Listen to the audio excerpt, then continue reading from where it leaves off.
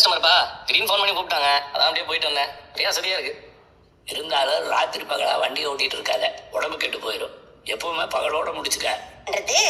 மனோஜ் மாதிரி ஒரு தொழிலதிபரா இருந்தா பகல்ல மட்டும் வேலை பார்த்தா போதும். இவன் பாக்குற வேலைக்கு 24 மணி நேரமும் கார் ஓட்டினாலும் என்னத்த சம்பாதிச்சிட முடியும்? நோட்டி தான் அந்த குடும்பம் முன்னேறி இருக்குது. அவரால் தான் நீங்க உங்க பிள்ளை தொழிலதிபரா இருக்கான். விடுறா, அவளை எல்லாம் திருத்தவே முடியாது. கிளம்பிட்டியாடா? சாப்பிட்டுட்டு போ. ரவி எங்க வெளில போயிருக்கானா? அவர் நைட்டு ஃப்ரெண்ட் வீட்ல ஏதோ வேலை இருக்கு, அங்கேயே தங்கிக்கிறேன்னு சொன்னாருங்க. என்னடா டேய், அந்த டிராமால எல்லாம் பேர் சொன்னே வந்து நிப்பாங்களே, அந்த மாதிரி வந்து நீங்க என்ன சட்டையை பிடிச்சு போய் கேக்குற?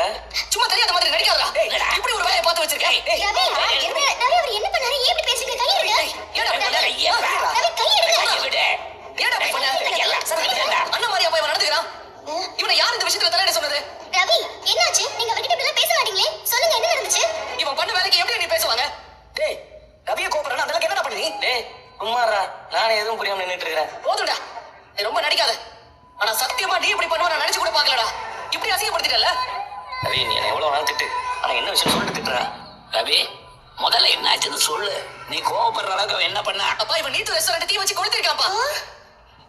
என்னடா என்னடா சொல்ற? ஆமாப்பா, அது மட்டும் இல்ல, நீத்து வீட்டுக்குள்ள ஆளை கூட்டிட்டு போய் அவ காலை அடிச்சு உடைச்சிருக்கான். இல்ல அவ ஹாஸ்பிட்டல்ல இருக்கா.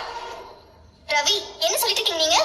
எந்த காலத்திலுமே அவர் அந்த மாதிரி எல்லாம் பண்றவர் கிடையாது. உங்களுக்கு தெரியாத உங்க அண்ணனை பத்தி மத்தவங்க சொன்னா பரவாயில்ல, நீங்க எப்படி சொல்றீங்க? ஏன்னா அவன் அப்படி ஒரு வேலையை பண்ணிருக்கான். நீ ஏய் முத்து, ரவி சொன்ன மாதிரி ஏதாவது பண்ணிருக்கியா? நான் ஏன்பா அப்படிலாம் பண்ண போறேன்? நானே அடிச்சுதான் பாருங்க. டேய் ரவி, சத்தியமா நான் எதுவும் பண்ணலடா. போய் சொல்லலாம். நீ தான் பண்ணிருக்க, எனக்கு நல்லா தெரியும். நான் ஹாஸ்பிட்டல் போய் நீத்துவ பார்த்துட்டு தான் வந்திருக்கேன். காலை ரொம்ப ஷேக் பண்ணாதீங்க, ரெஸ்ட்ல இருக்கணும். மெடிசன்ஸ் கரெக்டா ஃபாலோ பண்ணிக்கோங்க. Okay doctor.